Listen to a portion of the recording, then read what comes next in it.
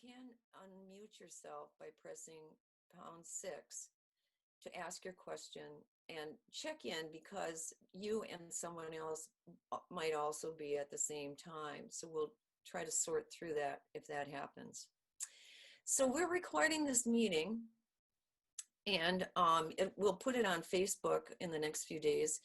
And for anybody who couldn't attend or missed part of the meeting, what I want to suggest is, if you don't want your face to appear on the screen, you can always turn that off at the bottom of the screen, and to the left it has stop video, and you with the phone don't have to worry about it. So let me walk through the agenda items. Oh, wait a minute. First, we want to thank our sponsors. We wouldn't be here today if it weren't for our sponsors. Let's see. Mendocino Fire Safe Council. We've been hearing we'll be hearing more about shortly when Scott Cratty will give us a talk. And Listos California is a program from the governor's office, and to ensure that everyone in California is as prepared as possible for any emergency. And the EPIC program from North Coast Opportunities is which is a community service organization, has many great programs, and one of which is EPIC, which focuses on emergency preparedness in our area. So next up here is our agenda. Eric, can you get yeah, thank you. So Scott, would you like to be, are you prepared to talk with us right now? Well, I sure can. Let me see if the screen share will work to bring up. Let's see, you cannot screen share while other participant is sharing. So if somebody can turn over the screen share to me so I can flip through some slides, that'd be great. Eric? Yeah, good. Is the screen share actually working? You might have to, Eric, we might have to make Scott co-host. Let me try again back here. Hang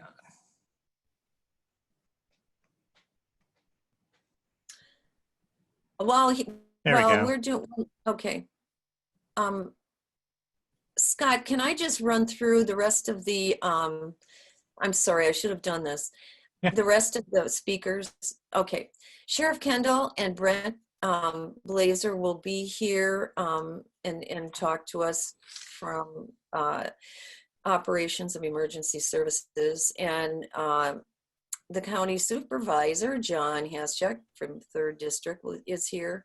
Then we'll have the Q&As for all those guest speakers. Then we'll recap what Wilkes Road Fire Safe Council has done in the year since we last met by committee, the Communications Committee, Emergency Preparation Committee, and Grants and Planning. Then we'll do the discussion of volunteer opportunities and invitations to participate and recognition of community contributions. And we'll also have expansion plans and options for expanding support to include the greater Ridgewood Ranch Park area. And at the end of that, we'll have a general Q&A and feedback from participants. What do you need from the Fire Safe Council, the Ridgewood Ranch, the Williams Ranch Road Fire Safe Council. Okay, now Scott, thank you very much for your patience. Yeah, no problem. So I'm going to try to fly through a little bit about what the Fire Safe Council is and does, just to give you a little bit of orientation. And then we're going to focus in more intensively on neighborhood fire safe councils like the Williams Ranch Road one, and why you should absolutely become a part of one. The Fire Safe Council's mission is to inform, empower, and mobilize county residents to survive and thrive in a wildfire-prone environment, which is where we are and will be. So we need to adapt to it and get ready, which is a fair lot of work, as you will see.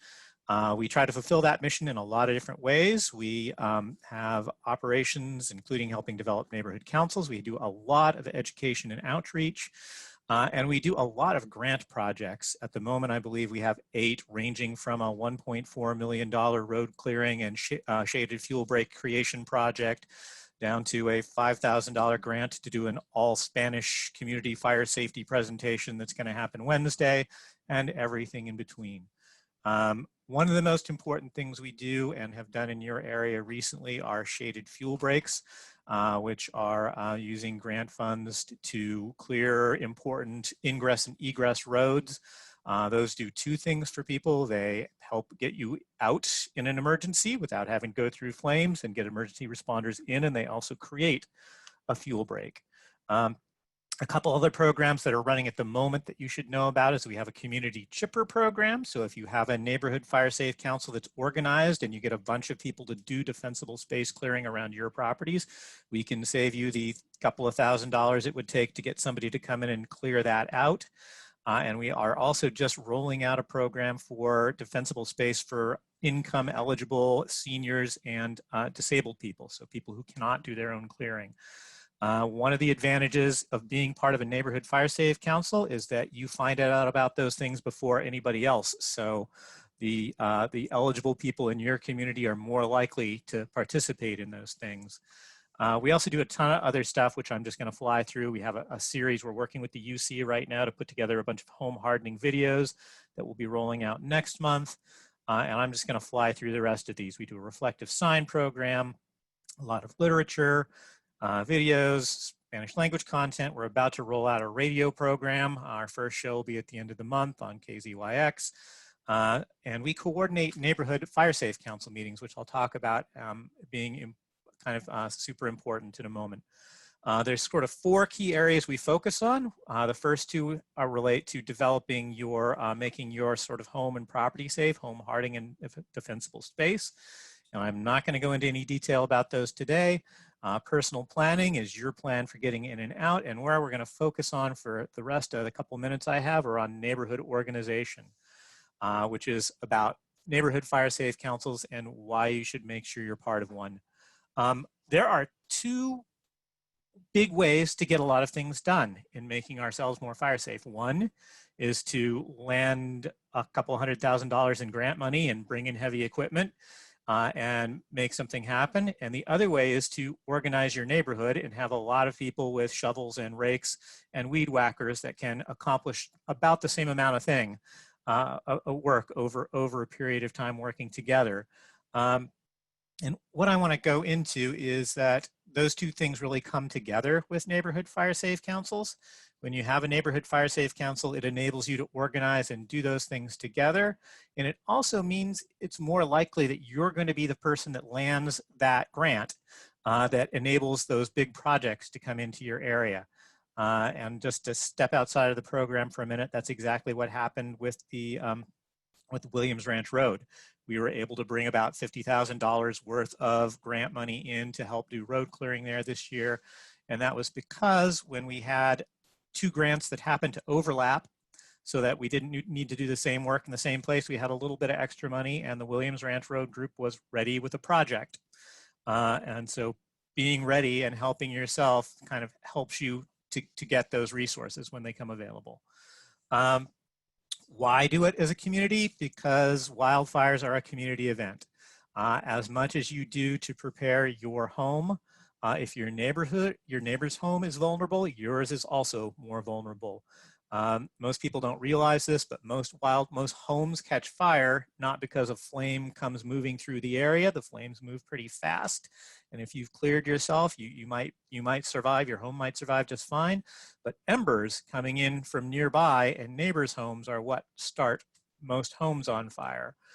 So to the extent your neighbor is better prepared so that their home doesn't catch, your home is more likely to survive.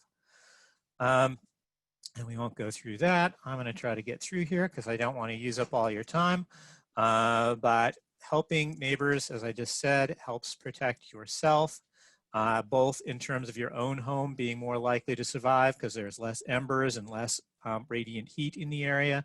And also because when you work together, you can clear those ingress and egress routes. You can look around and find out where your temporary shelter areas are and coordinate having a safe place for the neighborhood to go to.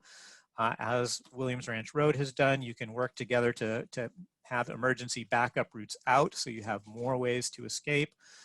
So working together as a community, in addition to bringing yourself chipper days and other resources, just sort of multiplies the likelihood that you're going to survive. And I'm going to just touch on what neighborhood councils do. One, they prepare projects that are grant ready, and they also work together as a neighborhood, so everyone's more likely to survive, which means you're more likely to come out of that event feeling psychologically good, knowing that you've done what you can to help your neighbors that need more help get out if there is an issue.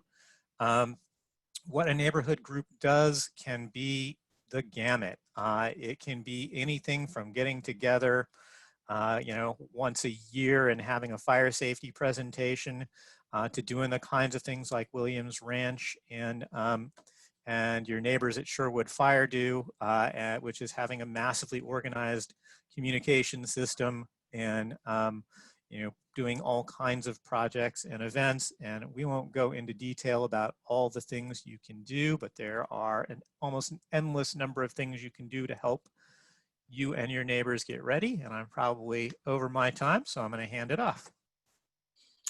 Thank you, Scott. That was wonderful. Eric, do you want to put up the next slide for Sheriff Matt Kendall and Brentt Blaser? There we go.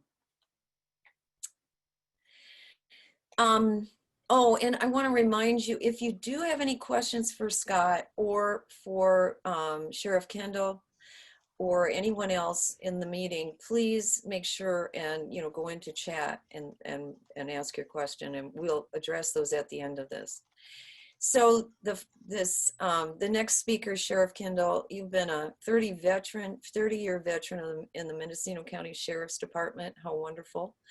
And since you replaced Sheriff Allman at the beginning of this year, you and your deputies have had their hands full, really full. And you made quite a name for yourself already. So especially with the recent handling of the evacuation with the Oak Fire and Brook Trails and Sherwood areas north of Wilkes. And joining you today is Brentt Blaser from our Office of Emergency Services. After his service in the Army, Brentt spent many years in emergency services in Napa and Sonoma counties, two other wildfire counties, before coming to Mendocino in March of this year to lead the office here. We're happy you're here. Sheriff Kendall, would you like to speak?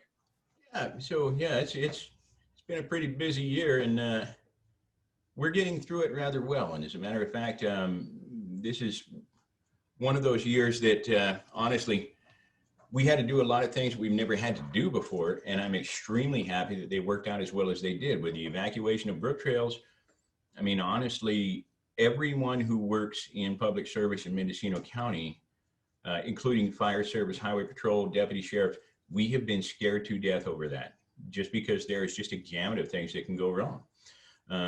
And I'm happy to say that it is by far the easiest evacuation we've ever done, but it's not anything that we have done. It is really, truly the education that's going out to the public, and people are taking this seriously.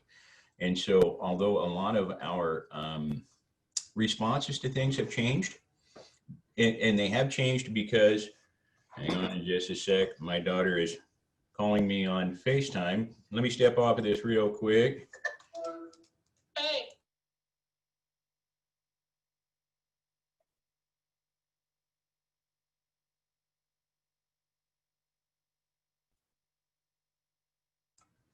I'm sorry about that. It's Sunday, so she figured Dad might be home. So we need to look at several different things when we look at these fire safe councils. We have to look at the new factors that we have going on, and one is the weather, the fire weather. We have never seen fire weather like this in Northern California before, at least not in my lifetime. I was born and raised in Cobolo. In 51 years, I've never seen anything like this. My father was a CAL FIRE man. He was stationed in Cobolo pretty much his entire career. And a career fire for him was 7,000 to 10,000 acres. That was really, truly a career fire. And now we have these fires in the millions of acres, and we have to face it. Things have changed in our atmosphere. Things have changed in our weather. We just got a lot of different things going on. Fuels management. We're going to have to get back into fuels management. I remember when I was a boy, as soon as fire season was over, my father and his crew would start looking at fuel management. It was just a portion of their life. Also, we had different farming and grazing styles in the past. When I was a child growing up in Mendocino County, there were thousands of head of sheep and thousands of head of cattle. We had a lot more vibrant deer herd. A lot of things were eating the brush. The government is not here to do everything for us. I think that my role is the government's here to help us help ourselves. And it was very evident that with the push that the Board of Supervisors has put into the fire safe councils and making sure that they're funded and people are getting the education, we are so much better off than we were in 2017. But it's all because of the work that these communities are doing. And it's, you know, it takes support from the government, but really, truly, it's the work that the communities are doing that is getting this done. We've got to look at all of these different pieces and decide what's my responsibility in the government, what's your responsibility in the community, and we've all got to work together and come together. The alert and warning systems that we've got right now, we're doing a good job with them, but nothing is flawless. And so that's why I keep preaching to everyone. For years and years, we've had the luxury of not knowing our neighbors. We can't afford to do that now. Everyone has got to stay connected during these times. I live in an area where there's no cell service. I live way out in the Name Weeds in the middle of nowhere, but I know my neighbors. And if they hear something or I hear something before them, we've got a phone list and we start picking it up and ringing them down. It's those types of things that are going to serve us and serve the communities the best. I'll hand it over to Brentt Blaser now, if you're ready for him to visit for a minute. Hey, thanks, Sheriff Kendall. Can you guys hear me okay? Yes, you sound good. Perfect.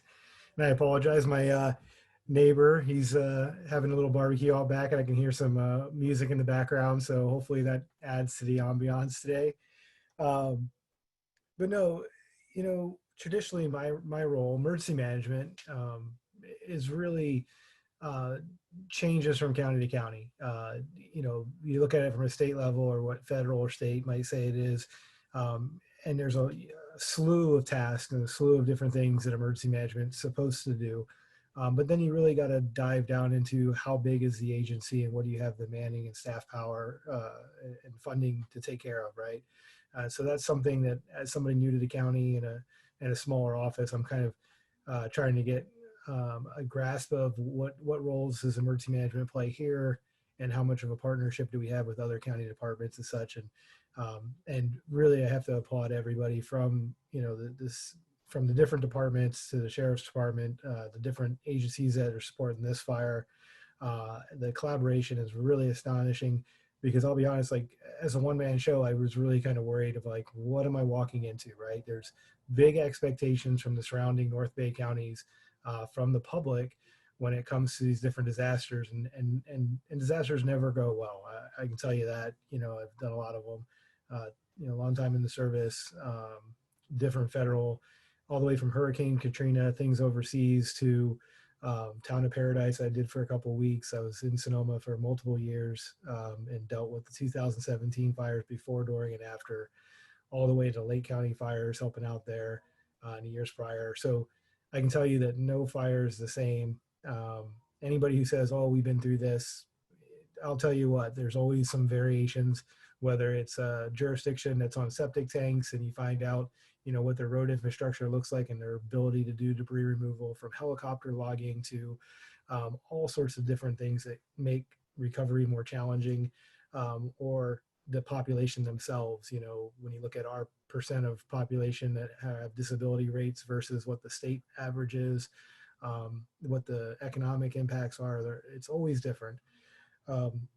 So that's kind of my role, is really building that nexus between what's happening out in the field, what the sheriff's department's doing tactically, and kind of giving that information to executive level so they can make a strategic plan, and kind of giving them the guidance of, how do we best support those people in the field so they can mitigate and stop, control a disaster, get it put out, and then how do we lean forward and help the public as best we can, so that they're prepared to recover as quickly as possible. Because the bottom line is, how do we get back to normalcy, right? Or how do we build a quality of life that creates a place that people want to live, and builds a community and an economic base that has prosperity.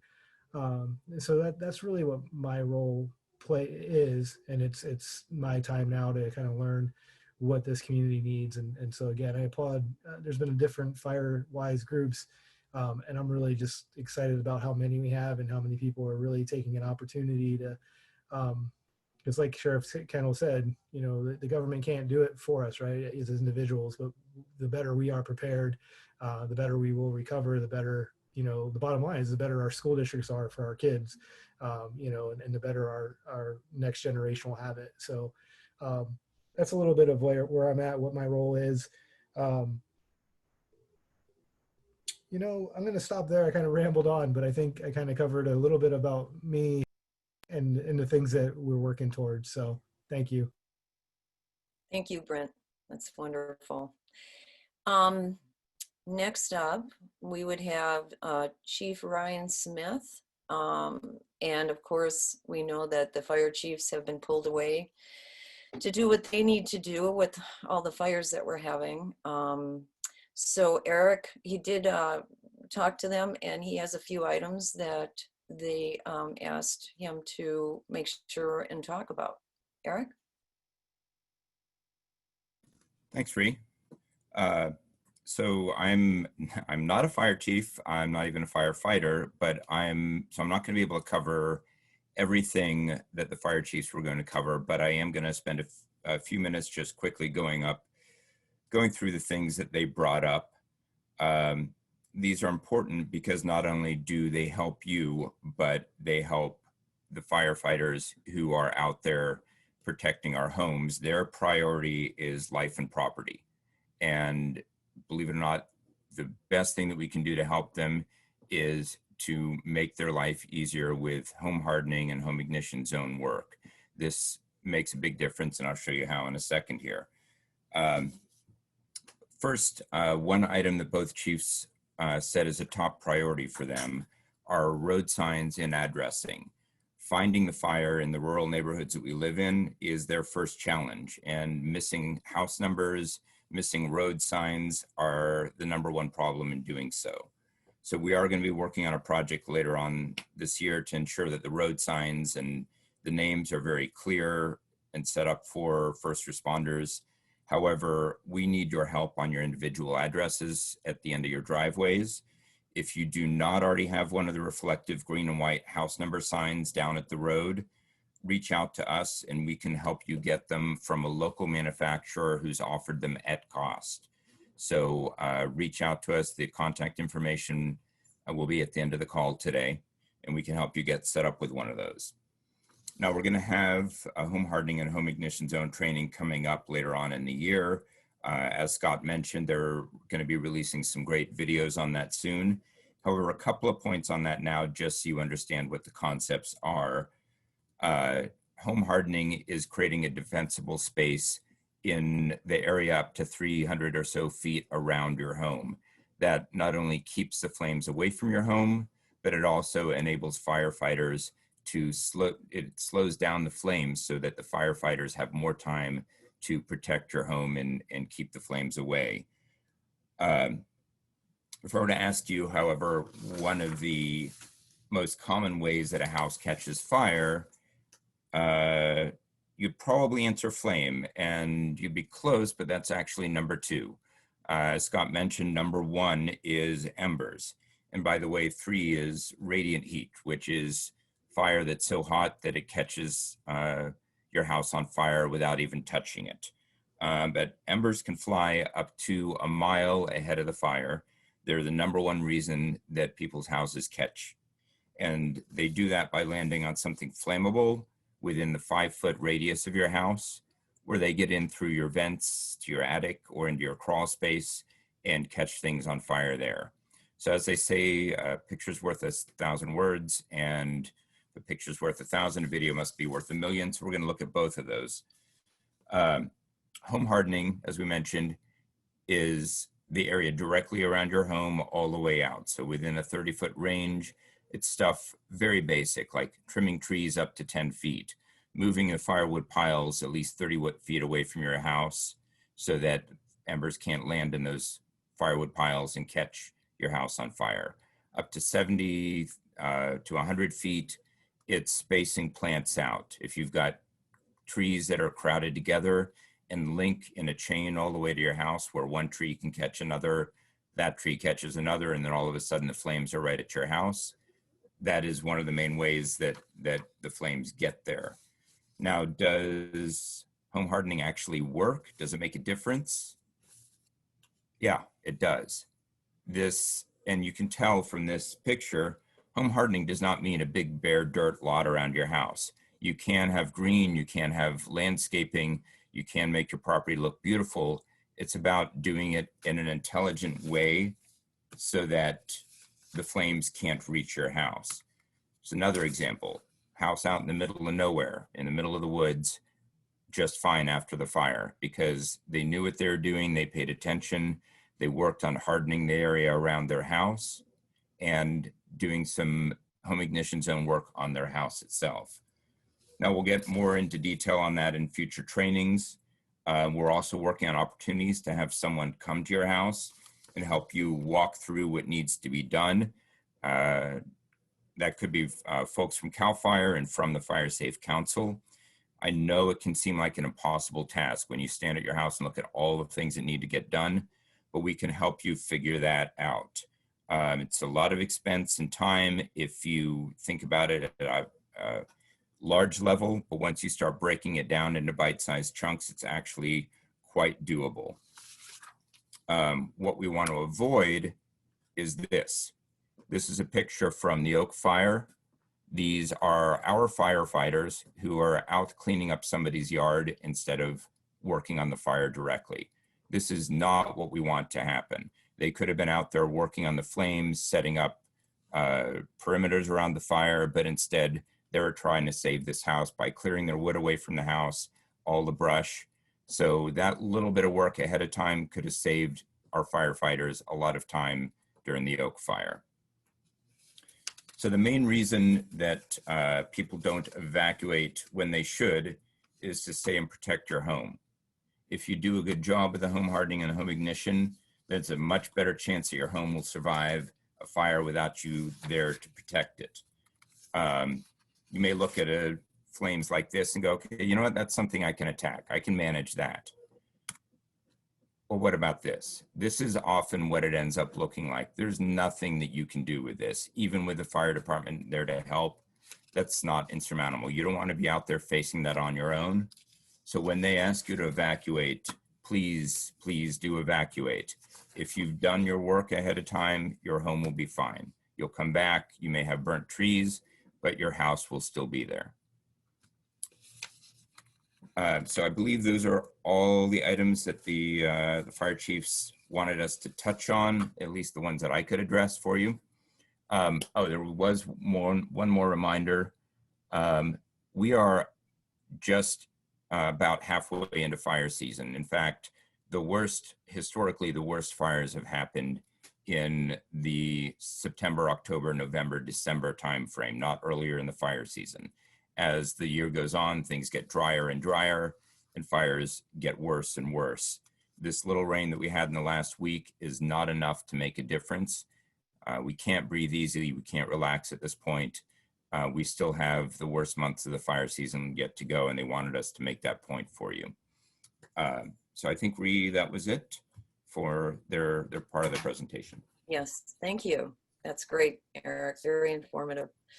So our final guest speaker today is someone else who really just does not need any introduction, and that is Supervisor John Haschak from our district. Well, we're half 5 and half 3, Districts 3. And you've been very active, John, in the fire safety in the county, but also in our area. And we really You often participate with Sherwood Firewise and the Mendocino County Fire Safe Council meetings.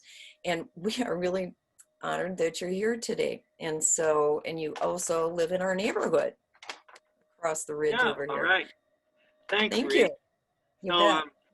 yeah, I was thinking about when Ree and Janae and I met last winter at the Brick House Cafe, and they were saying, hey, how do we start a Firewise Council?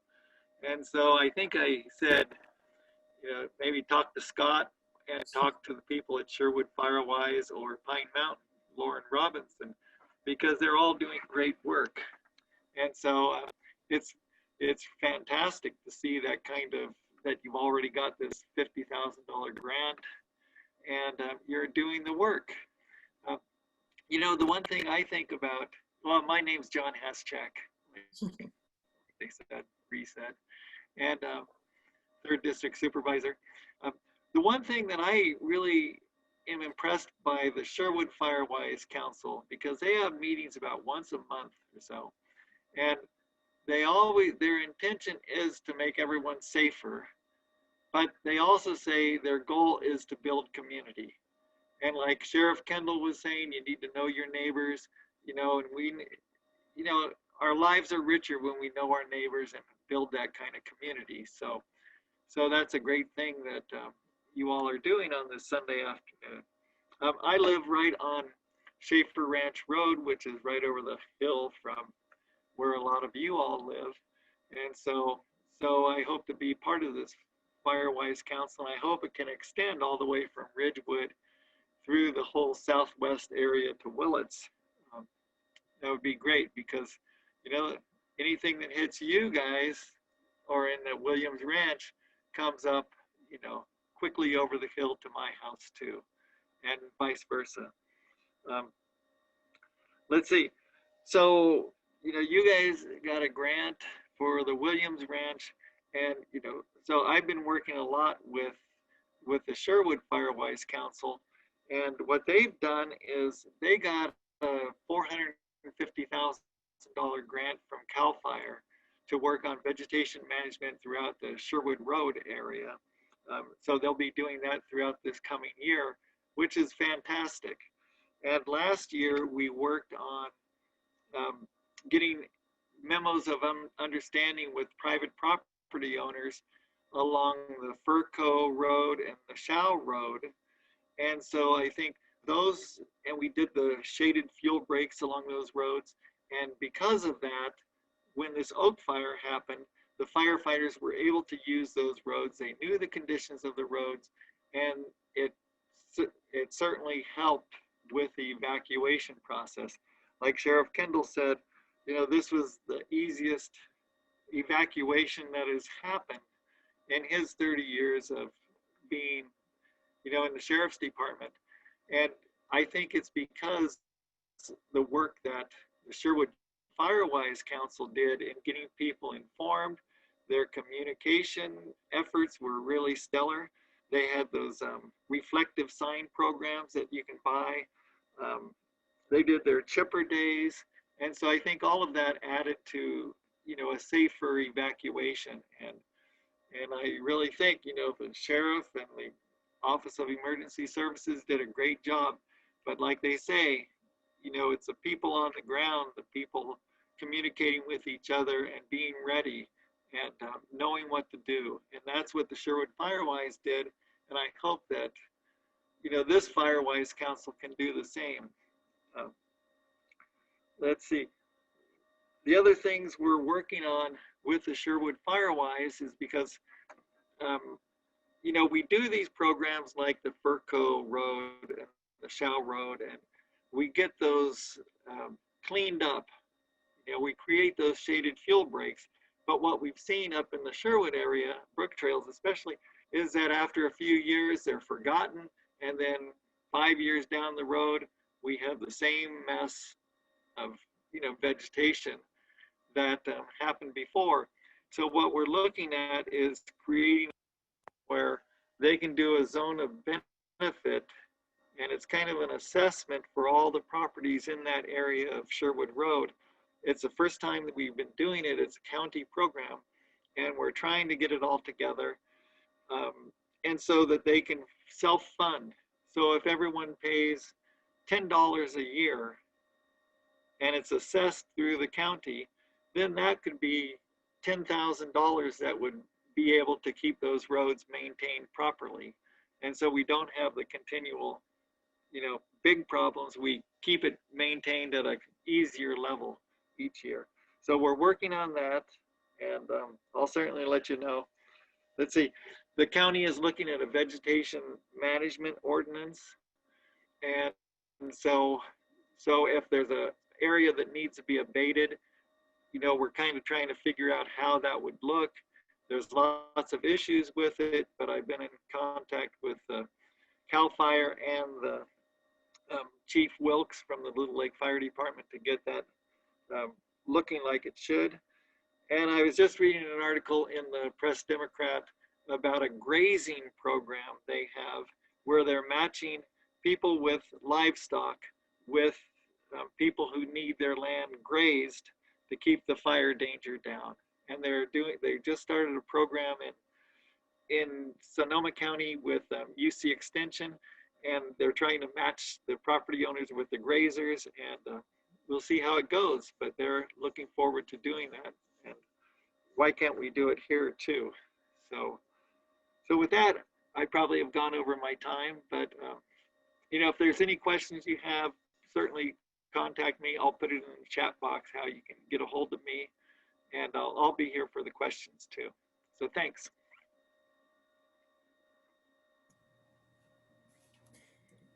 All right, well, Great. thank you, John. There. Okay, Eric, Eric's going to moderate the questions and answers now. Sure. If we haven't had any questions pop up in the chat yet, if you would like to send any questions to any of our speakers on chat, you can do so. Or if you just want to unmute your phone, it's *6 to unmute your phone, or on the computer, if you click on the mute button, that will unmute you and you can just speak up and ask directed to any of the great guests that we have.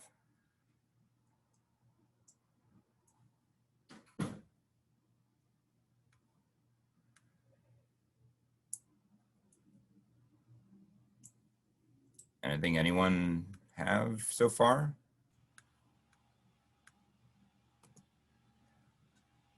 Okay. Well, maybe they were so thorough. I believe so. I think they kind of covered everything. We very much. Myself. Can you hear me? Oh, I'm sorry. Yes, go ahead. Okay, this is Keith Peterson. I have a question for Brentt Blaser, if he's still available, regarding the Office of Emergency Services. I believe he said he was the new director of for Mendocino County.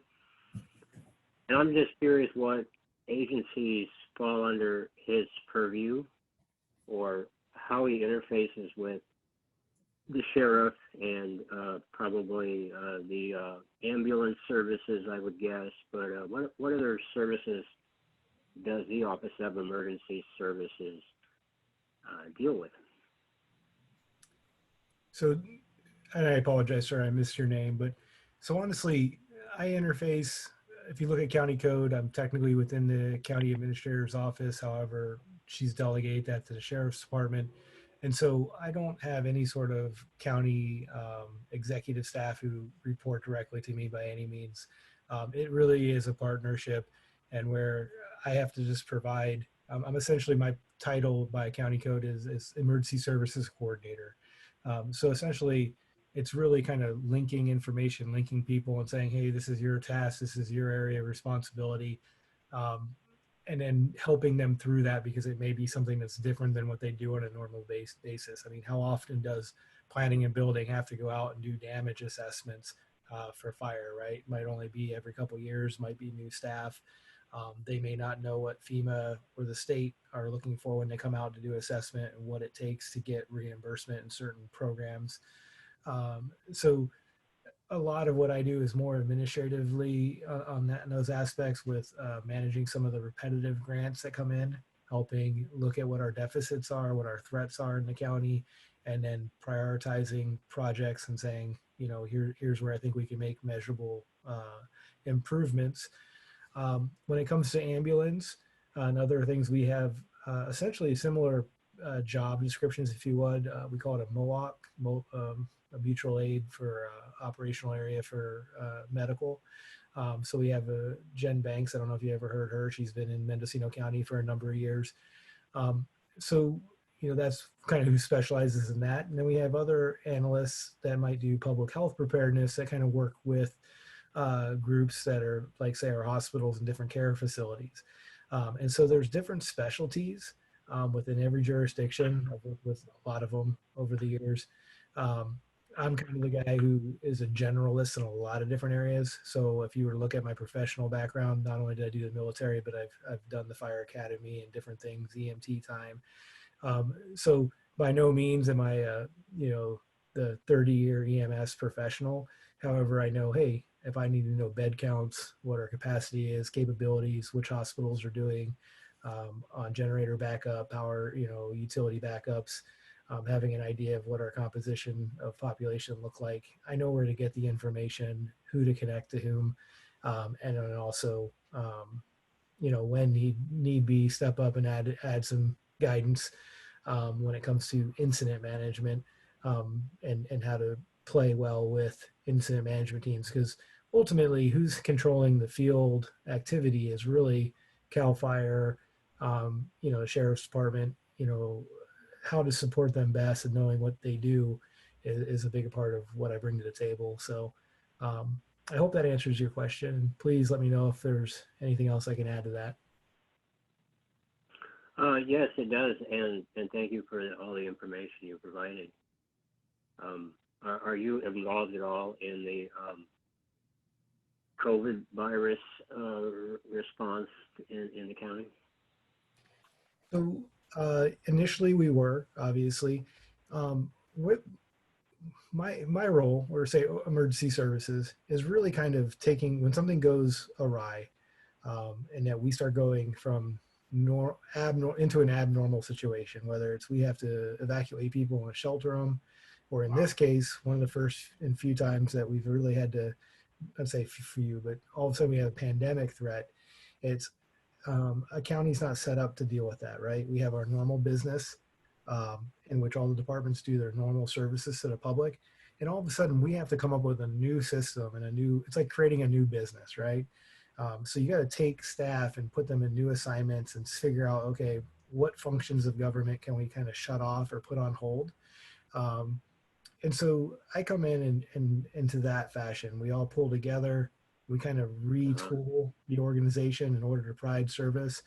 And then as soon as possible, I'm looking to shut that off. I'm looking to get us back into normal as fast as possible, because when you run in an abnormal situation, you're running a big deficit that our general fund is not built around, right? And that's really what FEMA and the state come in. They look at the damages afterwards, and they want to try to make us whole or try to help us so that we can economically survive, because the jurisdictions that, you know, if we don't economically flourish afterwards, we become an undesirable place to live, which then means the property taxes fall and everything else, right? If you look at Katrina and other areas of the world, you know, you have a huge loss afterwards. So ultimately, that's my goal. Is we open up the Emergency Operations Center. We're signaling to state and federal partners that we are in a state of abnormalcy, and as quickly as possible, I want to shut that off, because basically what you're saying is that we're going into normal and our staff are returning to normal business practices. And now we do accounting to make sure that we say, well, here's where we went awry, and here's what we need to be whole again. So really what we're trying to do by pushing, but allowing human services, health and human services, to take the lead of the pandemic issues, is really kind of taking the money that's coming in from state and federal partners and building the machine or the business to be able to handle what we are really going to have to see as the new normal for a while. So up staff and do all these things. And then, you know, basically, you know, start to minimize the overtime that the general fund and different department budgets, you know, in our, you know, community isn't able to withstand for a long period of time. So again, my role is really about information flow and information management. And it's real chaotic at first. And then once it starts to become normalcy, we hand those off to different departments, and I shift back into, all right, let's deal with the grants and how do I build more systems that will be able to sustain better in future events. So each time we look at a fire, I'm already looking at this fire and saying, okay, here's the things that didn't go well. I need to figure out how to use the funds that we have coming in to better prepare for this next time around, whether it's PSPS or whatever it might be. How do we communicate better with the public with alert and warning? And so those are, you know, that's kind of how we do business in emergency services. Well, that's very impressive, and thank you for your thoroughness in explaining that. Great. Thank you very much, Brentt, for the answers. And thanks, Keith, for bringing up the question. We had another question on the chat about where to store gasoline. Like many property owners, I have cans of gasoline on my land for tools and generators. How do I safely store and indicate that for fire personnel? And Sheriff Kendall spoke up already and answered it right on. He says, I have the same things at my place and store them away from the residents near the woodshed and the shade, where they can be seen by fire personnel. So that really hits on all the points right there. First priority is away from your house. Your house is the top priority. You want all flammables, your wood, your gasoline, anything like that stored away from your house and in a safe area, preferably together. You don't want to be spreading your gasoline on the east side of your house and your woodshed on the west side of your house. And that gives firefighters too many things to worry about. If you put them all together in one area away from your house, preferably in the shade as well and properly covered. What works very well is, what do they call them? Welder's cloths. It's a cloth of fiberglass that you can throw over your firewood pile, over your gasoline cans. And that way, as embers land on them, or even if fire comes up right against it, it will not go through that welder's cloth. That welder's cloth works up to something like 1800 degrees. So you can get 8x8 sheets of those fairly inexpensive at hardware stores or online, and just cover your materials with that. And especially with gasoline, it's good to keep those in the shade. Any other questions?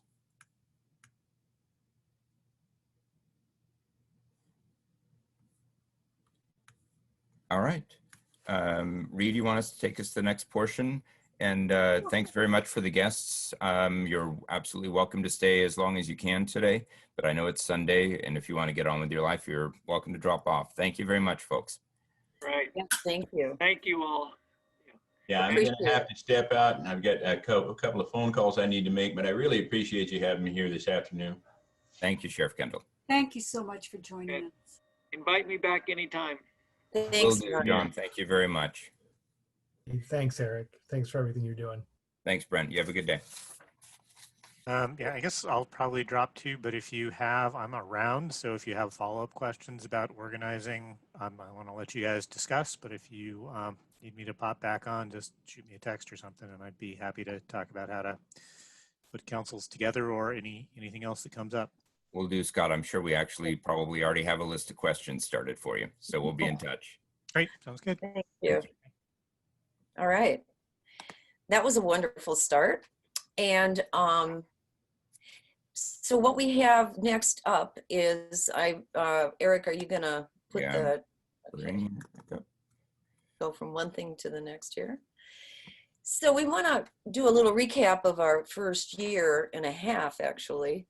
And we have committees that we've formed, and we have projects that we've done. So there are people who have headed the committees and also headed the projects, and they're going to give us a nice recap. And we'll start with the communications committee. and we'll have blank my brain. Christina Dept is going to give a nice description of what the Communications Committee has done, and Ren is part of that, where most of you are probably on this call about that too. Christina? Great. Thank you, Ree. Yeah, we're going to start with REN, which is a Ridgewood Emergency Network. It's our emergency alert system for the Ridgewood Park area. It's meant to supplement, not to replace the countywide alert systems that are already established by the sheriff and CAL FIRE. We highly recommend you sign up for those if you aren't already, because we often relay those messages also. We can help you sign up for CAL FIRE and the sheriff alerts if you need help, so just reach out to us. And while the sheriff and CAL FIRE systems are critical sources of information, they have to send countywide info to everyone, and they're not always able to provide the local level of detail that our neighborhood needs, especially during active fires when resources are stretched fairly thin, like now. So the intent of REN is to supplement those services by quickly providing information specific to our area. As you heard how well Sherwood did during the Oak Fire, they also have an alert system set up which really helped get residences and people out quickly and safely and kept them informed of what was going on while they were all evacuated. So that's what we are hoping to do with REN. If you've signed up for REN already, you're going to get an email this week explaining the details. But in short, a short example, if a fire starts in the neighborhood, you're going to receive a call, a text, and an email about the incident, the location, and any news that we also may get from the sheriff or CAL FIRE. We will share any evacuation orders and any news from both of those alert systems on REN. And if an evacuation is ordered by the sheriff, we will communicate that to you and share the best routes out after we talk with the sheriff. We've set up a phone number you can call if there's a fire in the neighborhood. So first call 911, please. Then you can call our fire report number, 707-518-FIRE. I'll share it at the end of the meeting. And that phone number is monitored 24/7. So lightning strikes in the middle of the night, go ahead and call us. Early morning, call us. Someone will pick up, I promise. Any non-emergency issues, we have an email that we check a lot, so you can always email us questions about REN there, or if you want to sign up for it. Moving on to backup communications. In the event cell towers and internet or a power outage happens, which has happened before, we're working on alternative communication methods. We have a few solar-powered high-low sirens that are similar to the high-low siren you'll hear from the sheriff if there's an evacuation order. So we have a few of those in the neighborhood. We're working on purchasing and setting up walkie-talkies and radios to broadcast alerts. And even the simple 3 long blasts on your car horn can indicate that there's a danger or an emergency or an evacuation. Other communication efforts, we started a Facebook page where we share fire safety tips, training opportunities, community meetings, work party days, all sorts of good info, and even stuff just around the county. So please visit that page for any updates in the neighborhood, Chipper Day info. We put a lot on there, and we'd love to have you like it, follow it, and stay in touch. Nextdoor.com is a website designed for each neighborhood so that they can post things like lost animals, I need help mowing my lawn, mountain lion spotted. So we don't have a presence on Nextdoor yet, but that's one of our very next projects to work on. But I recommend you check it out and sign up.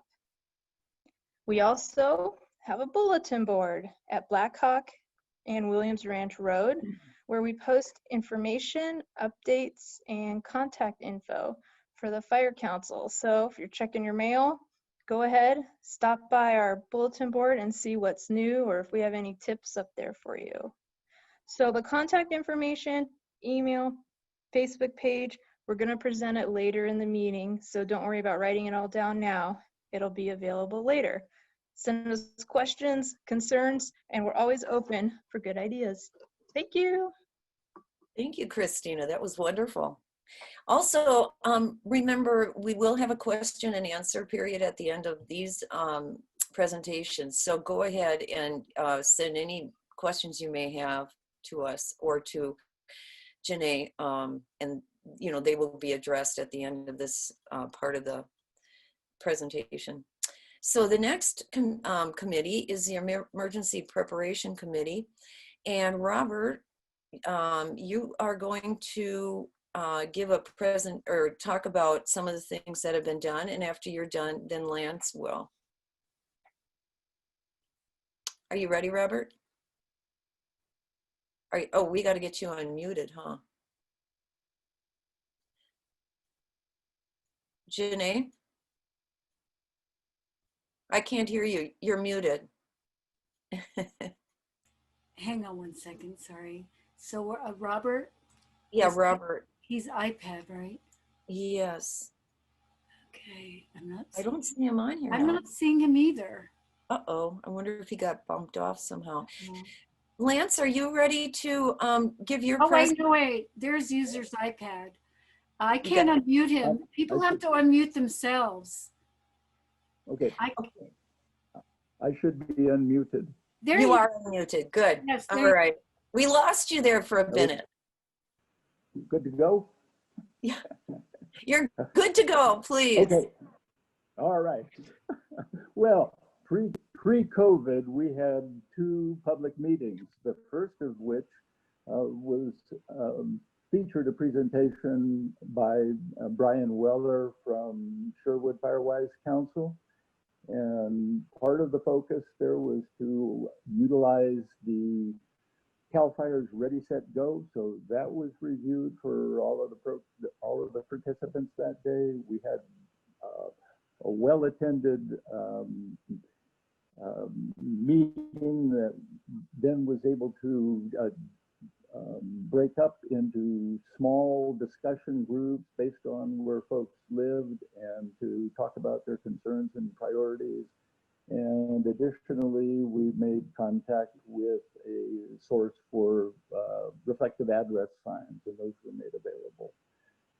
The second outreach involved a presentation from Lauren Robertson from the Pine Mountain Firewise Council. And Lauren spent a good bit of her focus on describing what was a major learning and lesson from the Paradise Fire, and that had to do with the high probability of embers, starting fires. So a good bit of her focus had to do with the home ignition zones and dealing with that, clearing that space of flammable material, and also various ways of going about hardening our homes, not the least of which had to do with looking at different types of vents, and that would actually preclude the embers from starting fires in your attic or in your subspace. We had a very dramatic video where she showed a house that was the same house, but on one side it had been constructed with fire resistant materials, and on the other side it was just like regular building materials. So you've got a redwood deck on one side, and you've got a composite decking material on the other side. On one side you've got hardy plank, and on the other side just wood siding. And then what this video shows is a giant fan spewing embers toward this building, which is identical except for the building materials. And as you watch that, you see the fire begin on the redwood deck and creep. And eventually both sides of the house burned down, but the house that was built with fire resistant and materials took way longer to catch fire and to burn down. So that really, really impressed us about the need for addressing the issues of the ignition around the house and what we could do to preclude that.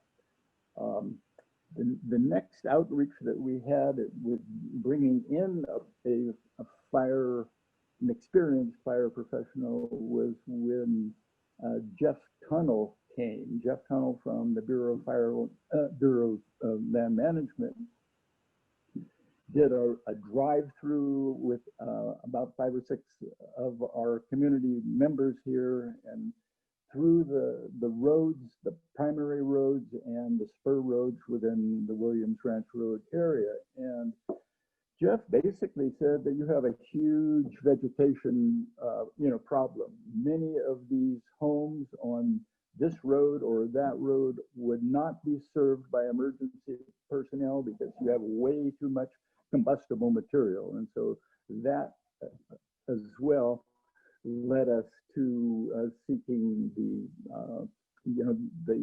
Chipper Days grants, which Lance will talk about in a minute or so. The additional thing that we really looked to with Jeff as we did that drive around through the area was to help us understand fire behavior and what we should look for in identifying temporary refuge areas. And thanks to his drive through, we were able to identify a couple of areas that we'll be able to follow up with in this coming winter and spring. Next thing that we had happen is chronologically was to involve the CAL FIRE inspectors with doing the neighborhood property evaluations. And so CAL FIRE inspectors came in to identify hazardous conditions as well as be a resource for questions from the homeowners as to how we might improve our defensible space, and that was very valuable.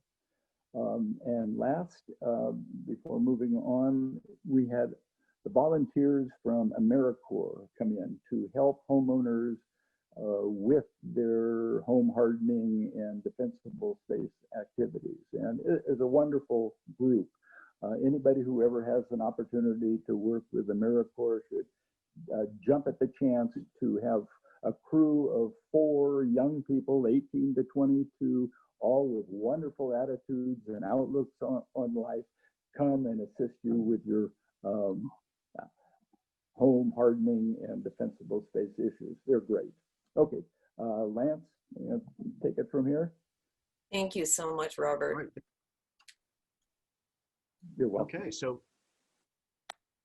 I know a lot was said about Chipper Days by Scott in his presentation. I know you also alluded to it, Robert.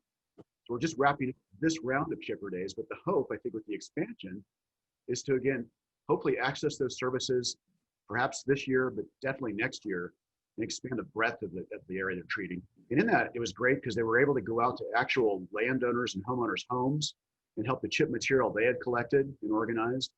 They were also able to address piles of materials brought up to the roads here in the area. And then again, clear the areas so that safety vehicles can get in and we can get out. And so that's been fantastic. So lots of gratitude to the Mendocino Fire Safe Council. So thank you, Scott. I know you're not online, but thank you publicly for that. Also, the development of the fire trails or evacuation routes has been almost completed. And I know that part of that's going to be to develop very clear materials so people understand where they are and how to access them to get in or out, as well as addressing, the system of response, because they're not all meant to get out. Some may be used instead for safety vehicles to get in while residents are evacuating on defined paths. This development of a neighborhood map, I know you alluded to that, Eric. The neighborhood map is the idea of clarifying specifically where the properties are so things can be addressed in a timely manner. And so that's the idea of getting that map pulled together. And so we're working on that currently and getting something hopefully posted up by the bulletin boards and also getting something pulled together that we can make sure and review with all the safety services and providers Another part of that Scott also touched on was the development of those reflective signs and getting those in place throughout the neighborhood. So in the event of heavy smoke, we've had the experience of it already. And luckily the fires haven't been here, but clarifying where the address or targeted homes are so that emergency and first responders can get in quickly and address the issues. And then finally, there was the development of that Ridgewood, I think it was, Eric, safety system, which was pulled together to hopefully address red flag warnings in the area, and not just wait for alerts, but to actually have people on the ground here in the neighborhood that can monitor the situations in the neighborhood. You know, when there were these fears and concerns about lightning strikes, which are still impacting us through the August complex fire, but having people on the ground in the neighborhood taking different shifts to monitor conditions so that we can be upfront and on top of any issues that develop. And I think that's it. So thank you, guys. Robert, you're going to have to unmute yourself again. I don't think Robert has anything more to add. I'm unmuted. Is there something you thought he should add, Janae? I wasn't sure. Sorry. Oh, okay. No, thank you, Robert. I think we're guess, covered. yeah, you're covered. Thank you. Back to you. Okay. So the next part is the Grants and Planning Committee, and I'll speak to that and part of that. And we've been very fortunate in being at, actually one of the wonderful things, if you start a Fire Safe Council or a part of one, the Mendocino County Fire Safe Council has, excuse me, every other month has a meeting for the neighborhood leaders. And it's wonderful. Oftentimes they mention the different grants available or funding for different projects. So we were lucky enough that some of us did attend those. And one of them, AmeriCorps, was mentioned, and we applied for it through NCO. And because we've been so active and had so many hours accumulated in our, in our volunteer hours, it was impressive to them. And so they did award us time and people to come out. And we took advantage of that. And it was great. As Robert told us, they were wonderful people. I had a chance to work with them and I really enjoyed their energy. They were enthusiastic and they loved it here. So that was the AmeriCorps grant. We also had the grant for Chipper Days, which, it was fabulous that Lance jumped in and said, hey, I'll do that. I'll head it up, the project. And that again came through a meeting that some of us attended at the Mendocino County Fire Safe Council. And then we have, excuse me, we have a grant that we're finishing up with this meeting and actually tracking how much outreach into the different communities and participation we're tracking for this grant. And many of you got the disaster ready guide from Listos, and I'll get into Listos. It's great information about how to deal with all manners of energy emergencies that we face here in California. So it has flood, which, not so much here, but in other areas of California, but fire, earthquake, power shutoffs. And it talks about how to build a go bag and a stay box. And also I use that for my go box with food and other emergency things. So you can cross over and get what you need. And then also how to prepare for evacuations, which is another level of that. And it has a great list of things and also has spaces for you to fill things out for what you need for your family in particular, or for you in particular. So there are 5 safety tips that they want us to, emphasize in there and get alerts and know what to do. So that's where Nixle comes in, any other of the emergency alert systems and the WREN, and know what to do and the sheriff, discussed some of that, and evacuations will be, when they are announced, they will be announced over Nixle, and they will also be announced over Wren. So keep those in mind. Make a plan to protect everyone in your home and area. So that means from home hardening and defensible space all the way through, what does your particular family need and take with them in case of an emergency.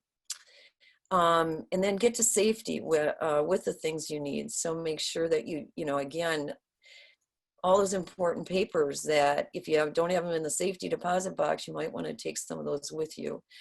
And, the family photos. I know when I was talking to people during the fires in Redwood Valley, some of them lost a lot of that, and they really grieved that part of it too, along with their homes and property. And then if you can't leave, figure out how to stay safe at home. And some of that would mean maybe staying safe at a safe zone, or even at your home if you can't get out. Let's say there's a downed tree or something. What does that mean? And figure out what that means. And then how to help your friends and neighbors. I mean, basically that's a lot of this is bringing people together and helping each other. And a lot, going when you're evacuating, beeping that 3 times, or noticing that your neighbor's lights aren't on and their home is, their car is still there. Maybe stopping if you have the chance to do that. Let's see. And there is a wonderful new grant that the Mendocino County Fire Safe Council has that Scott secured, and it's called the D-SAFE. So it's capital DSAFIE, which means Defensible Space Assistance for Income Eligible. So anyone who's 65 or older, or has some kind of a physical issue where they cannot hire some people to come and make their defensible space by clearing brush, doing the weed eating, trimming trees, that kind of thing. There is money available. So you can access that on their website. And I don't remember what it's under, but you will find it. It's easy to find. You can probably put it in the search. And I think that is all I have to report about that. And we do have Jim Snipes as our treasurer, and so he's going to give us a treasurer's report. And Jim, are you ready for that? You have to unmute yourself, Jim. There we go. I did. Yay! We can hear you. I'm also trying to figure out how to get the video back. Well, do you think you could just give us the report if you can't manage that part at this point? You should be able to share it like you did the last time, Jim.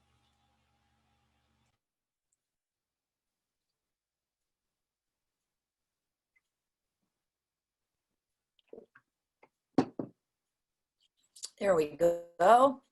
We got something. Not quite that though. There we go. So I had my video off to keep my bandwidth from getting slowed down. Yeah, we can see it also, if my video was off, you can't tell if I fall asleep. At any rate, it was last spring that Ree called me and said, how would you like to set up a fire safe council or be a part of it? I had never heard of a fire safe council. And so we did what we could, and everybody contributed to it, not in finances, but whatever needed to be spent, they spent out of their pockets.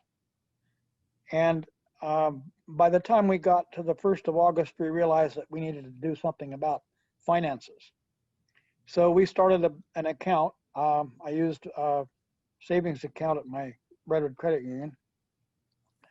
And we collected money for helping people get reflective signs and so on, and to pay for some of the rental of the building that we had for meetings and et cetera, et cetera.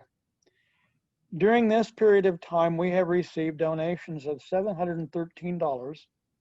We have had expenses of $317. And because it was a savings account, I actually got some interest, a whopping 7 cents. Now, this ending balance is $396.07, but we haven't paid for REN yet. We got a free trial, and I think it's $275 a year or something like that. So we've been asking people to make a $5 donation to get included with REN. There's other expenses that have occurred that do not show on this list because the people that have been involved have taken the money out of their own pocket and spent it. The money that we collect and the money that we spend sometimes needs to be reported when you apply for a grant. So anybody that contributes money is a participant of the Fire Safe Council and can be a part of the grant. Now, we've set up a PayPal account if you want to donate to it. You can write a check. If you write a check out to WRRFSC, leave enough space that I can write on it, care of Jim Snipes, and then we can get it into the bank. And that's what I've been doing. So, and then it works. The credit union accepts that. So that's where we are. I'm glad to be a part of this, and I'm glad that so many people are working so hard to make this happen, because the end result is my house is safer. Thank you, Jim. That's wonderful. And thanks for, your enthusiasm about this wonderful, thing we've been all doing together. So next would be you, Eric. So thank you, Ree. We're going to talk real quickly through some of the contributions as Jim was talking about, not just financially, but where we need it most is in people's time, volunteer, and manpower. Lance Parker has been, is our chair of the Emergency Preparations Committee, and he managed the Chipper Days project. Robert and Denise Matos, who you heard from earlier as well, is our neighborhood CERT expert, and they have hosted our meetings at their beautiful house until COVID put a stop to that. Janae Stevens, who's our secretary. She's also our resident Zoom expert, our technical support for everybody today who are having any issues with Zoom. And she is also our pro at meeting documentation. Nothing slips by in the meeting without making it into her notes. Leslie Weiland's on with us as well, and she has always stepped up. Any need that we've had, she's willing to step up. And most recently, it was the mailing that everybody received about this meeting. Christina Tipp, you heard from her earlier as well. She runs our Facebook page, and she's the chair of our communications committee now. David Swingle, he built and manages post stuff on that bulletin board that Christina referred to. And he's also the builder of that ingenious portable solar siren that she referred to, that we can use to go around the neighborhood and let people know that there is a fire or other emergency going on. Jim and his son, William Snipes, spent several weeks of time and work creating the Williams Ranch Road to Mere Mill Fire Trail down where all you're familiar with the slide down on Williams Ranch Road. They have punched a hole through there for us to use for emergency use only. It is locked and gated, but we did want to recognize the time that they spent to put that in. I think pretty much the entire steering committee, as well as the Sicily and Tipp family, spent at least a week going through and creating the High Point Fire Trail as well. Art Haschak and Rich Padula, Philip Stewart, and Ree Slocum have all generously allowed the use of their land for both of those fire trails, which means not only letting somebody onto their land, but also there's liability associated with that. So we wanted to recognize and appreciate them for that. The Hunt family locally has stepped up repeatedly to help us with financial support and bridge gaps when we did not have the money and we had a project we needed to do with our limited finances, including the fire trails and the materials for this meeting. And finally, last but definitely not least, Ree Slocum. She drove the founding of this council at the beginning of last year and still supports it to this day as the vice chair. She is most of all depended upon desperately by me as my support and right-hand person. So we want to thank her very much for getting us started and continuing us going as well. So thank you very much to all of you for everything that you've contributed. And I think we've got next on it is, what does our future year look like? Yay. Oh, is that me? I've got good, yeah, not that. Oh. So the next one is actually discussion of volunteer opportunities and invitation. I've got them in the wrong order. My apologies. Oh, that's okay. So the next year's plans and then okay. So we're just going to punch through these. This is a list of some of our projects for next year. First up, setup of temporary refuge areas. Temporary refuge area is just an easily defensible open area that we can clear of all the brush, put maybe some water and firefighting tools there. This is in case people are trapped on the road in one way or another. This is a spot for them to wait the fire to pass in a safe spot and then continue their evacuation. We talked about local addressing earlier. That's the road signs and the address signs at the end of your driveways.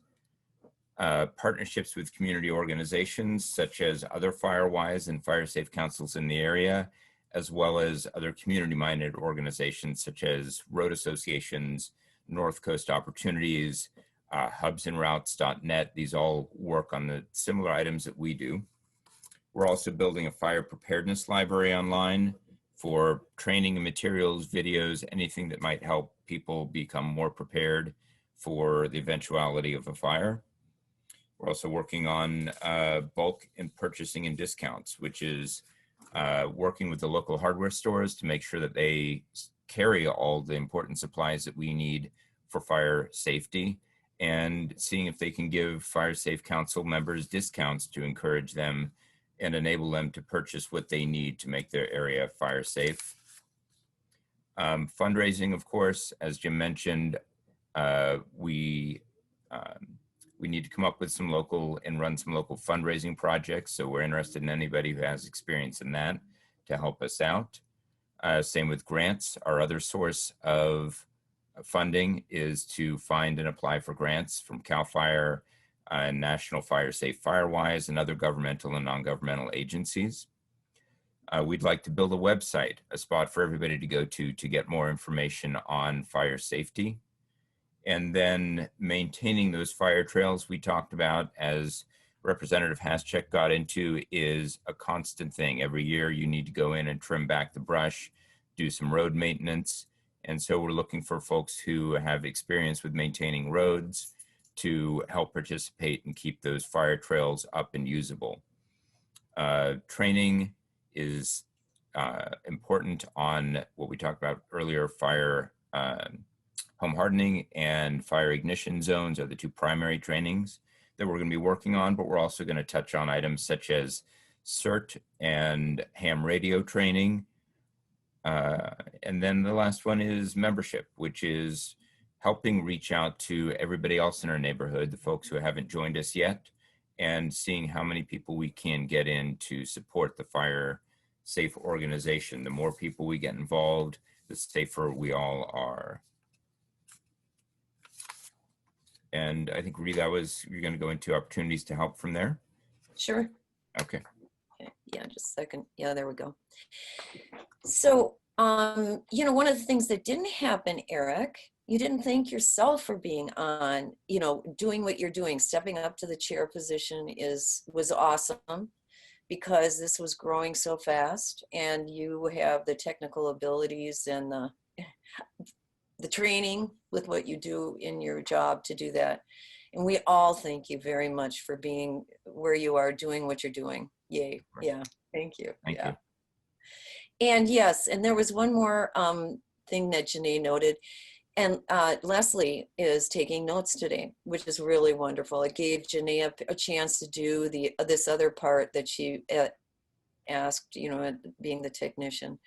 So we thank her for doing that, and definitely Janae, thank you for being there doing what you do. And all the note taking you take with your fast fingers on the keyboard blows me away.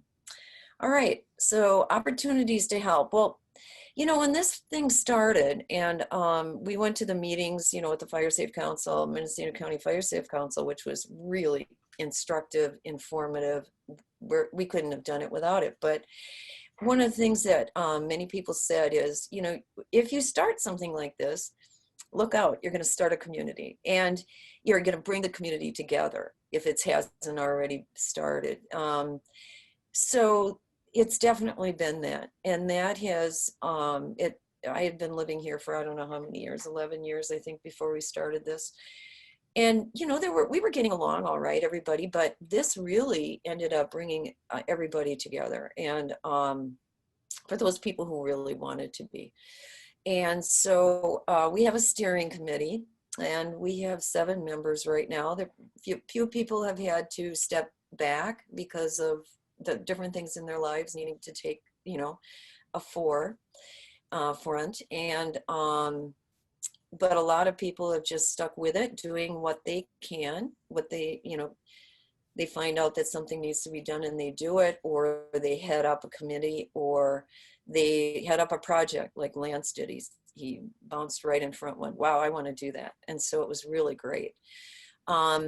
So one of the things I want to encourage anybody on this call or anybody that wants to is, as I speak and after I've talked about the steering committee and the subcommittees and any projects in the future, please, if you would like to see what happens in our steering committee or come to any of the committee meetings or a project meeting, feel free to do that. You don't have any obligation.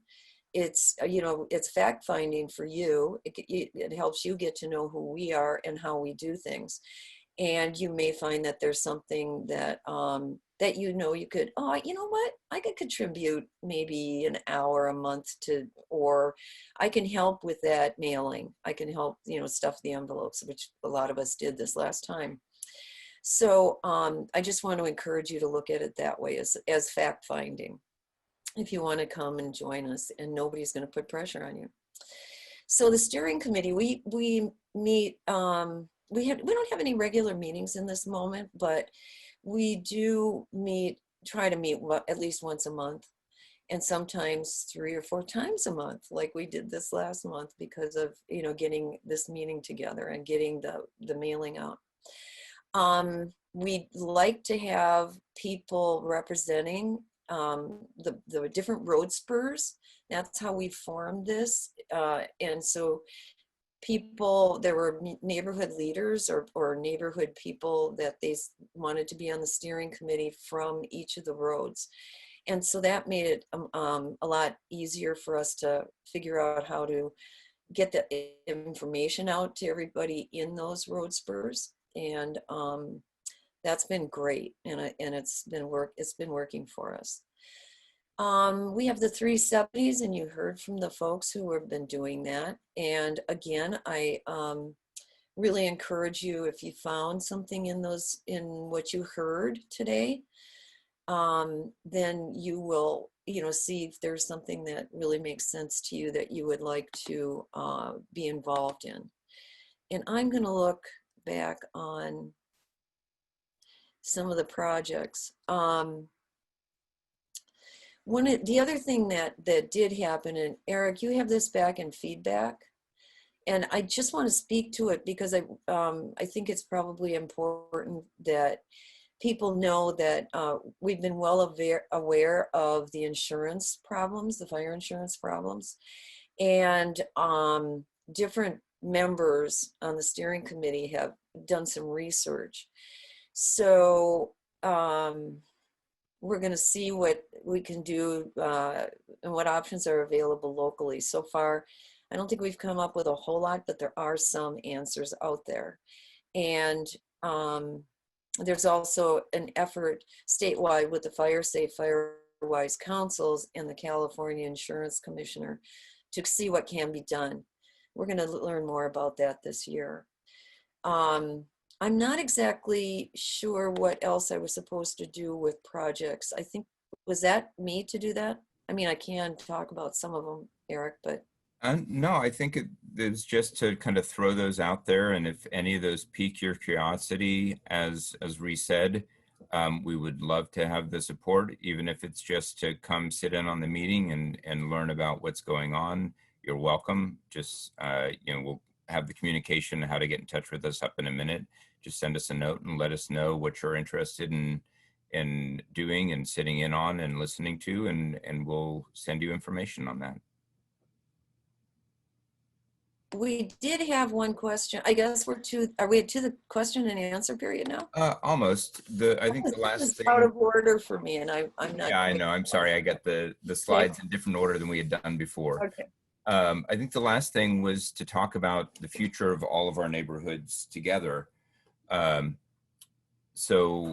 we talked about before, we spent the last year really focusing on the Williams Ranch Road area and the spur roads off of that, learning how a fire safe council works and learning what opportunities are out there and what things that we can do.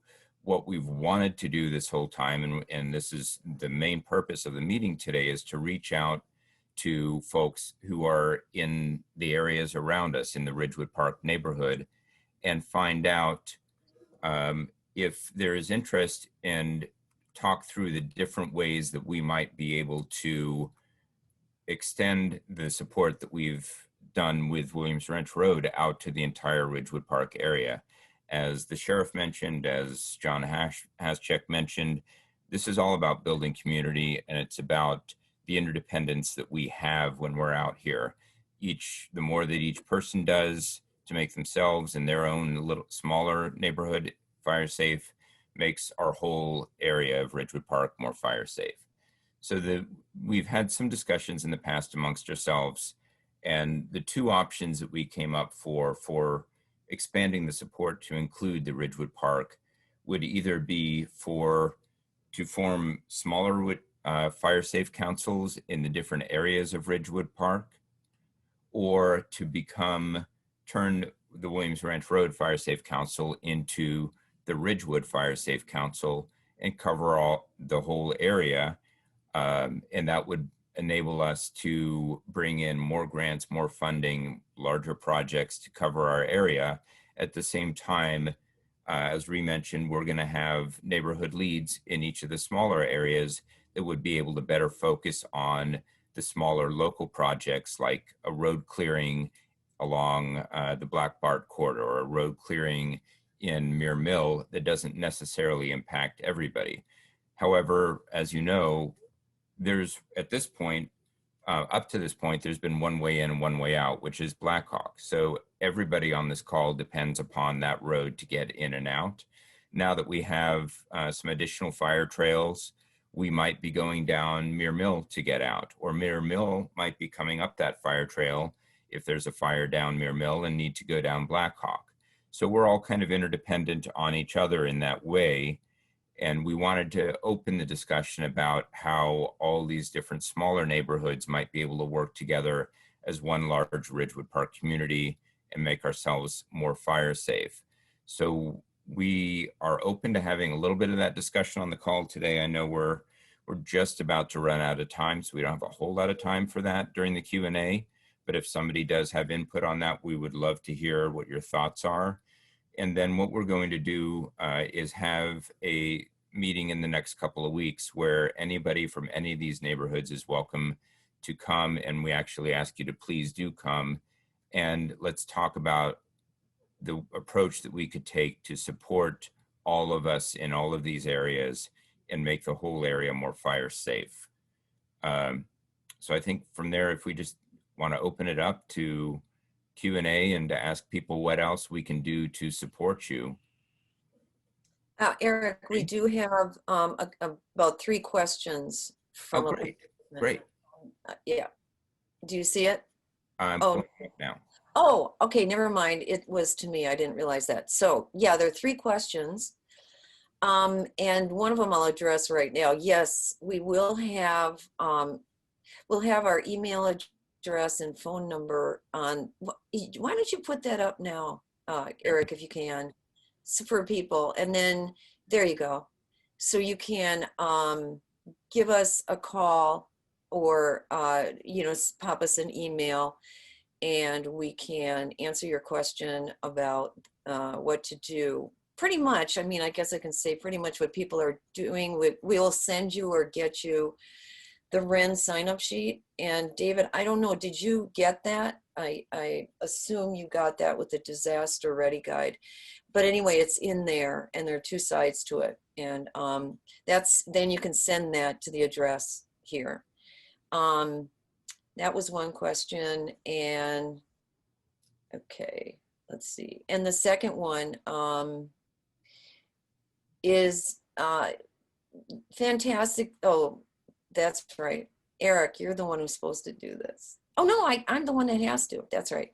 No, that's Fantastic that there is a fire trail connecting to Muir Mill Road to the washed out bottom of Williams Ranch Road. Congratulations. If there is a fire blocking Muir Mill Road on the 101 end of Muir Mill Road, will it be possible for residents of Muir Mill Road and Buckhorn Road, where I live, to use that fire trail for emergency egress? How would that work? Absolutely. Absolutely. It'll go, the fire trail can be used both directions. It's not wide enough to have people going both directions at one time.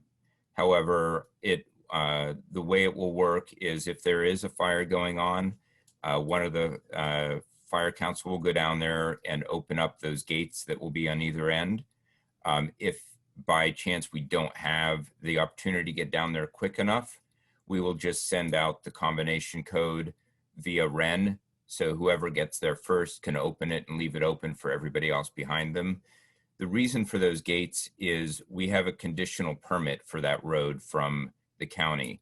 The road can only be used for emergency use. It can't be used as a shortcut for people to get in and out of town. If the county finds out that people have been using it that way, then they will pull our permit to use it and we'll have to shut the road down totally. So we need to be protective of that road. So we had to put up some gates on either side to make sure people aren't driving through there right now. But yes, you can use it in either direction. So if there's a fire on Muir Mill, you can come up through Williams Ranch Road and go down Blackhawk. Just one thing about that, though, is that that is if there's an evacuation and it's an evacuation order, right?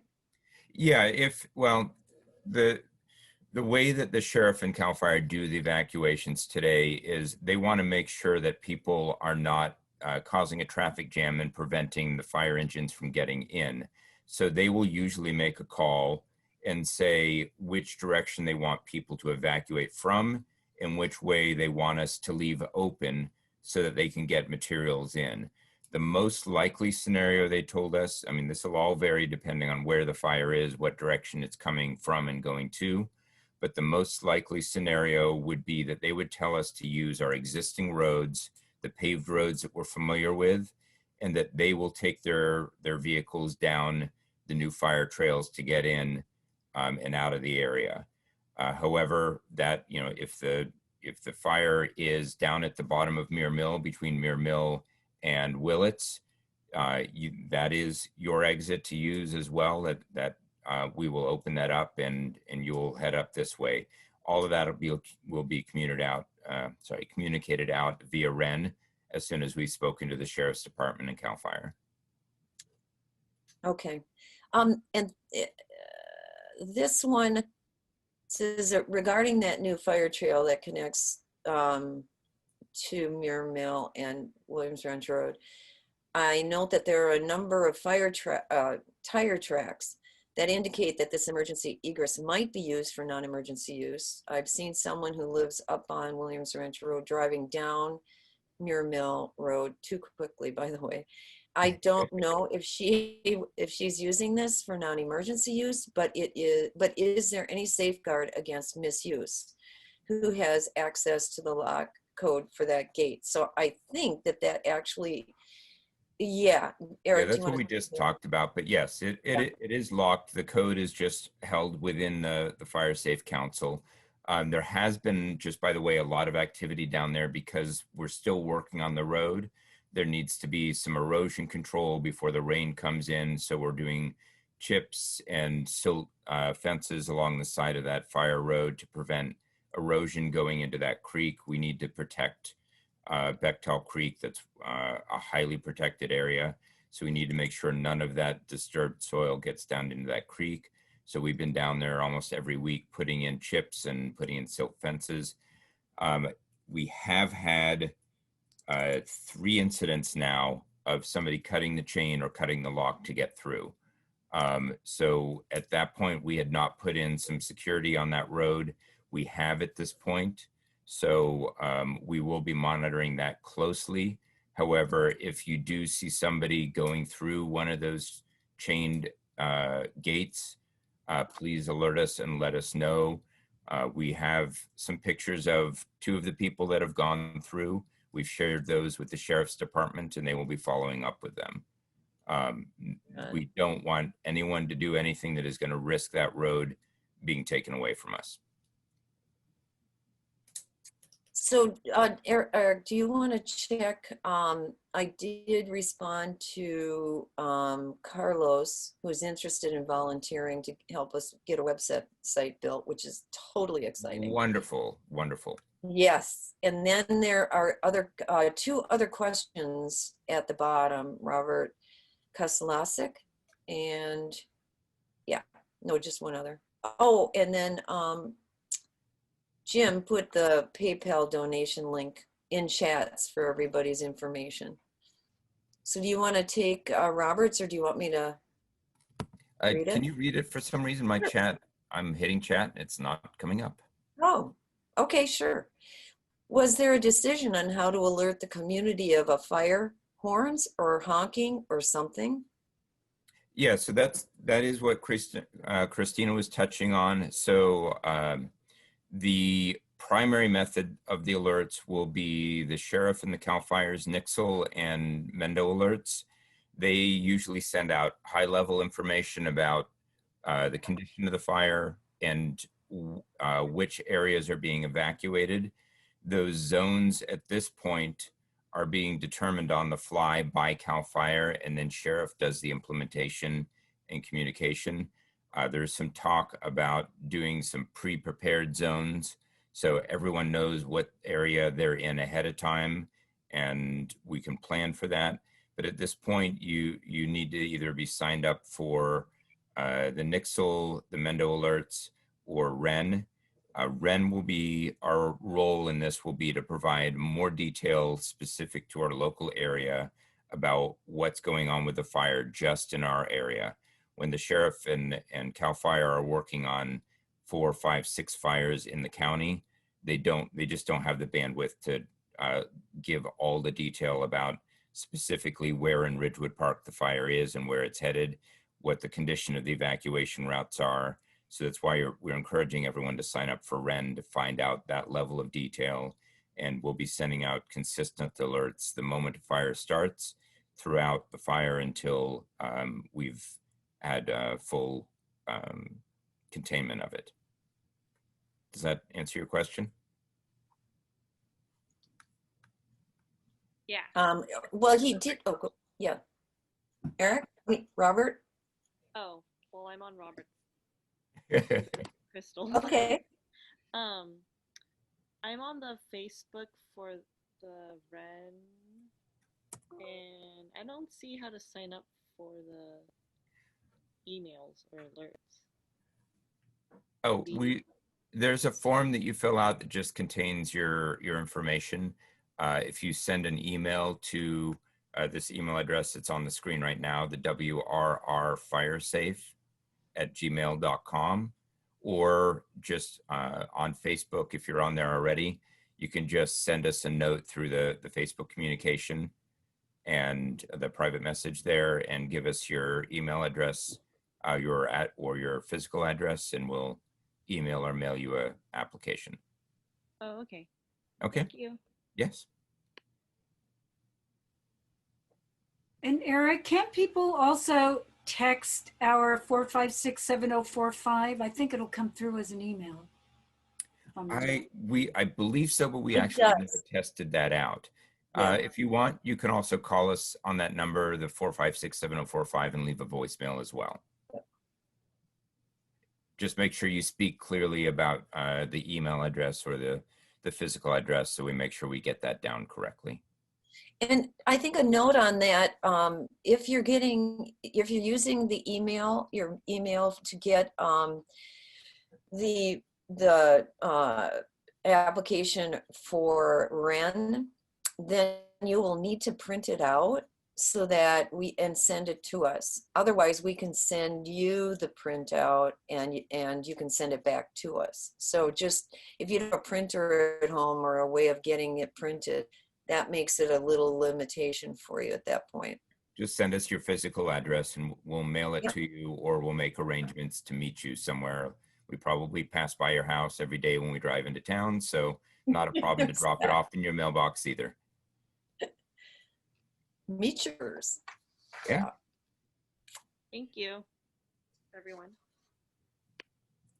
All right.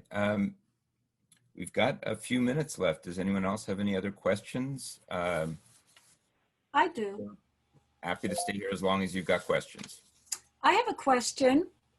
I'm wondering if anyone is on our call from different areas who would like to be a lead in their area for creating a neighborhood fire safe committee, or, you know, to basically join our discussion and get your neighbors to join our discussion.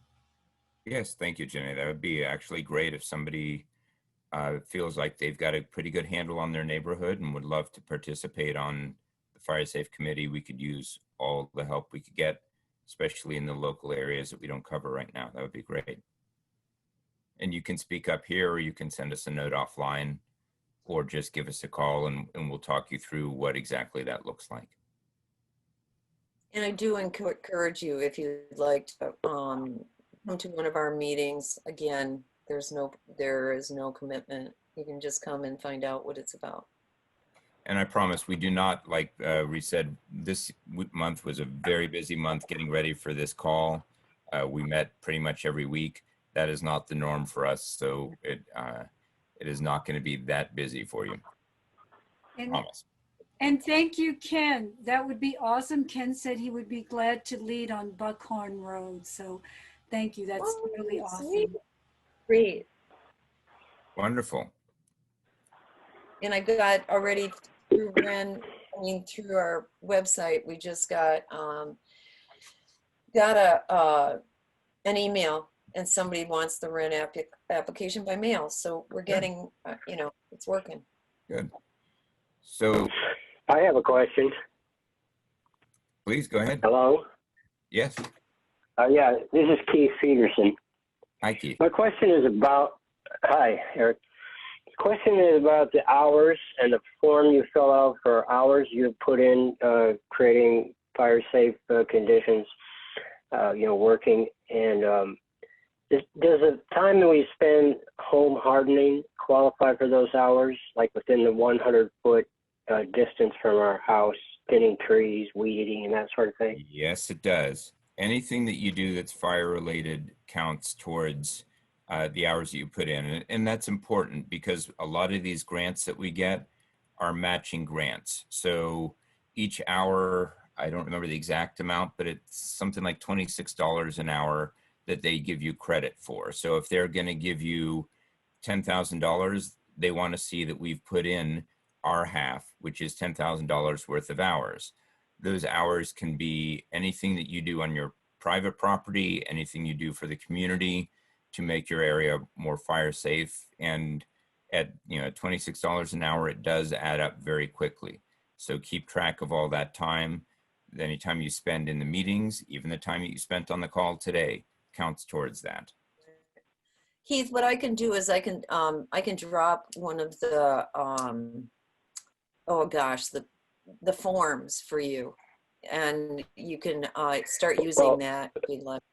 Yeah, Ree, I have the forms, and Christina gave me the forms, and I made photocopies, but I was starting to fill them out because a lot of the work was done starting like in February, where I gave rent credit to my tenants, and they're chainsaw people. They were working for PG&E cleared power lines, and in their spare time, they did quite a bit of work for me.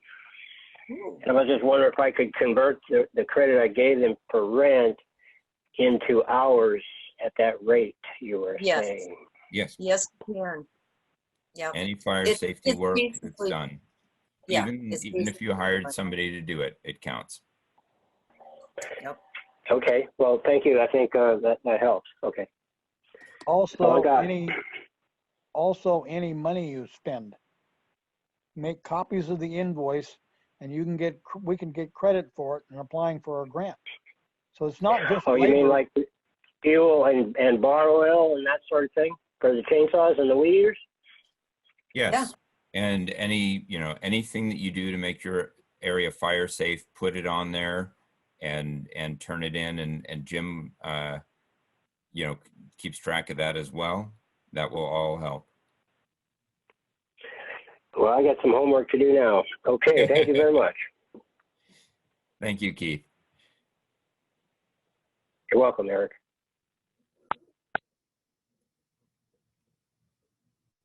All right. Anything else, anybody? I'm sorry, Eric. No.